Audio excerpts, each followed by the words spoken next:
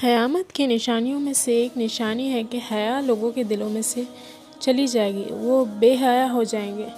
ایک صحابی تھے جو گزر رہے تھے مدینہ میں، ان کی نظر ایک عورت پہ پڑی جو غسل کر رہی تھی۔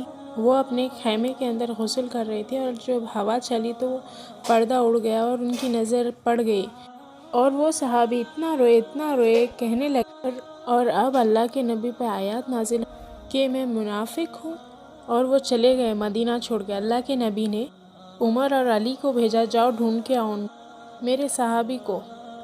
تو انہوں نے مدینہ میں بھی ڈھونڈا اور مدینہ کے باہر گئے اور ان لوگوں سے بھی پوچھا جو بکریاں چراتے تھے، تو انہوں نے بتایا کہ ہاں ایک نوجوان شخص ہے جو پہاڑوں میں پورا دن روتا رہتا ہے اور واپس آتا ہے، ہم اسے دودھ دیتے ہیں اور واپس چلا جاتا ہے۔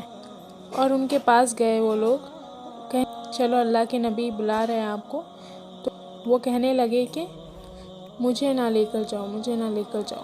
ان پہ منافقت کی آیت نازل ہو جائے گی کہ یہ شخص نے عورت کو دیکھ لیا۔ حالانکہ وہ اللہ کے نبی کے پاس گئے اور رونے لگے، اس حد تک رونے لگے کہ وہ مر جائے، کہنے لگے کہ میں اپنی غلطی پر ندامت بھی ہوں اور مجھے اللہ سے امید بھی ہے۔ اللہ کے نبی کہنے لگے انشاءاللہ تمہاری امید کے نتیجے پہ اللہ تمہیں معاف کر دے گا۔ اور یہ صحابی ماشاءاللہ ایک دفعہ نظر پڑی عورت پہ اور ساری زندگی روتے رہے۔ اور کتنی دفعہ ہوتا ہے ہم سے گناہ ہوتے ہیں، آنکھوں سے ہم سے کتنے گناہ ہوتے ہیں اور ہم ایسے کرتے ہیں جیسے مکھی بیٹھی اور ہم نے اڑا دی۔ صحابہ کہتے ہیں جن گناہوں کو ہم پہاڑ بڑا جتنا سمجھتے تھے، تم لوگ تو اسے مکھی جیسا سمجھتے اور اڑا دیتے ہو، اور ہمیں لگتا تھا کہ پہاڑ ہے جو ہم پر گر جائے گا۔ سبحان اللہ۔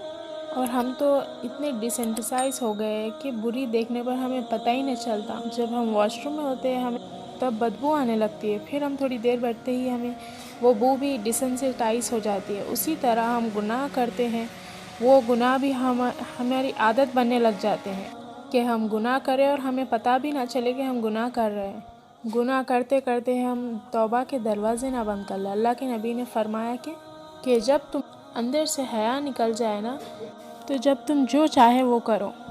حیا از اے پارٹ آف ایمان۔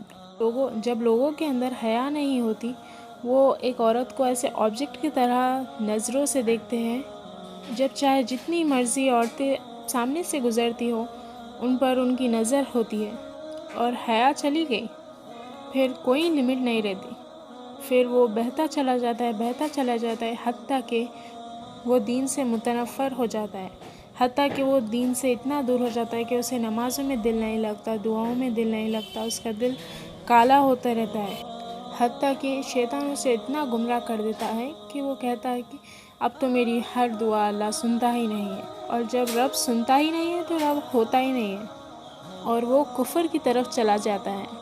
اور شروع کہاں سے ہوئی تھی؟ وہ نظروں سے شروع ہوئی تھی۔ مجھے ایک اسٹریٹجی شیئر کرنی تھی۔ آج کل دنیا میں 56% ایبارشنز ہو رہے ہیں ایوری ایئر۔ یہ ہے، آپ دیکھیے حالات کس سال کے، دیکھیں 14 سال سے لے کے 40 سال تک کی عورتوں کے بھی ایبارشنز ہو رہے ہیں، حتیٰ کہ 14 سال 15 سال کے لوگوں کے بہت زیادہ ہو رہے ہیں ایوری ایئر۔ یہ حالات ہے اس دنیا کے۔ اب لوگ کہتے ہیں بڑی ماڈرن سوسائٹی ہے۔ ایبارشن کا مطلب پتہ ہے کیا ہے؟ ایک بچہ زندہ قتل کرنا۔ وہ زندہ ہے اور اس کو موت کے منہ میں ڈال دیا جاتا ہے، اور پھر بھی لوگوں کو ذرا سا شرمندگی نہیں محسوس ہوتی، اور یہ سوسائٹی بڑی پڑھی لکھی سوسائٹی ہے جس کو اتنا بھی نہیں پتہ۔ چلیں اس کے بات کرتے ہیں سولوشن پہ۔ سب سے پہلا سولوشن کیا ہے کہ اپنی نظریں نیچے رکھ لیں۔ حدیث میں آتا ہے کہ جو نظریں ہیں نا، یہ بری نظر یہ شیطان کی تیر ہوتی ہے، اور شیطان کا سب سے پہلا حملہ ہے، اور نظروں کے تھرو اپنے دل میں جاتا ہے۔ اگر یہ آنکھیں جھکی رہی تو دل کے حالات ٹھیک رہیں گے، اور اگر یہ آنکھیں اٹھی رہی تو دل تباہ اور برباد ہو جائے گا، حتیٰ کہ انسان کہاں تک پہنچ جائے گا۔ اور بات ساری شروع ہوتی ہے انسان کے تھاٹس کے ساتھ۔ تھاٹس کہاں سے آتے ہیں؟ تھاٹس پہ جب وہ پرسسٹ کرتا ہے تو وہ ختم نہیں کرتا، وہ لا حول ولا قوت الا باللہ العلی العظیم پڑھ کر نہیں ختم کرتا، وہ شروع کرتا ہے، اس کی فیلنگ سٹارٹ ہو جاتی ہے، پھر انسان کیا کرتا ہے، وہ اس کو ایکشنز میں کنورٹ کرتا ہے، اور جب وہ ایکشنز کرتا رہتا ہے اور اس کو روکتا نہیں تو اس کا وہ سیکنڈ بیہیویئر بن جاتا ہے۔ یہ ایک سائیکل بنتی جاتی ہے. اگر ہم تھاٹس کو ہی روک دیں تو ہمارا دل سکون میں رہے گا، اور ہم اگر نہیں روک پائے تو ہم گناہوں میں مبتلا ہو جائیں گے اور اللہ سے دور ہوتے رہیں گے. اللہ کے نبی نے فرمایا، جو شخص اپنی نگاہیں نیچے کر لیتا ہے اللہ کے تقوی سے، تو اللہ اس ٹائم اس کا ایک حور سے نکاح کرتے ہیں، جنت کی حور سے. اسی ٹائم اللہ تعالیٰ اس کا نکاح کرتے ہیں. It's an authentic relation.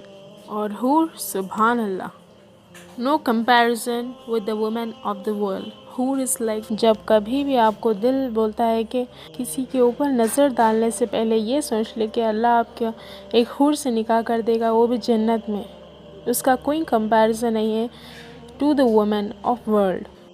دوسری چیز، اگر انسان کو شہوات تنگ کرے، ڈیزائرز تنگ کریں، تو انسان روزے رکھنا شروع کر دیں. روزہ بہت بڑی چیز ہے جو انسان کی شہوت کو روکتا ہے. ٹھیک ہے. تیسری چیز، شادی، جو ہر برے کام سے روکتا ہے. اور برے لوگوں کے ساتھ اٹھنا بیٹھنا، بری صحبت بھی انسان کو بہت برا بنا دیتی ہے. تو اس چیز سے، بری کمپنی سے بچے. Bad company is really dangerous to a human. چاہے آپ جتنے بھی نیک ہے، قرآن کے حافظ ہے، چاہے جتنے بھی نیک ہے، بری کمپنی میں رہیں گے تو الٹیمیٹلی، عربی کا مخمول ہے الصاحب صاحب. جو آپ کا صاحب ہے نا، از اے پولر، جو آپ کو کھینچتا ہے آپ کو وہیں پہ لے آتا ہے جہاں پر وہ کھڑا ہوا ہے. رحم اللہ کہتے ہیں، ایک برا دوست سام سے بھی بدتر ہے، کیونکہ سام تو انسان کو ڈنگ مار کے انسان کو موت کے منہ میں ڈالتا ہے. برا دوست جو ہے نا، وہ آپ کے ساتھ رہے، آپ کو گناہوں میں انوالو کرے، وہ آپ کو موت کے منہ میں نہیں بلکہ جہنم میں ڈالتا ہے. اور ابن کریم کہتے ہیں کہ برا دوست شیطان سے بھی بدتر ہے. اور وہ شیطان تو آتا ہے اور آپ کے کان میں وسوسے کرتا ہے، یہ کام کرو، فلاں کام کرو. برا دوست تو آتا ہے، آپ کو اٹھاتا ہے، آپ کو لے جاتا ہے، آپ سے گناہ کرواتا ہے، اور آپ کو 100 بہانے دیتا ہے کہ اپنے ماں باپ کو کیا بتانا ہے. تو وہ آپ کو جو ہے نا اللہ تعالیٰ سے دور کر رہا ہے. شیطان جو ہے صرف آپ کو وسوسے دیتا ہے، مگر برا دوست آپ کو لے جاتا ہے، آپ کو فائنانس بھی کرتا ہے. لے گیا، گناہ کروایا، اور واپس لا کر چھوڑ دیا اس نے، اور پھر مشورے دیتا ہے کہ کیا کرنا ہے. تو یہ چیزیں، بری کمپنی سے بچے. If you like my video, please subscribe to my channel and press the bell icon. You'll receive notification when I post another video.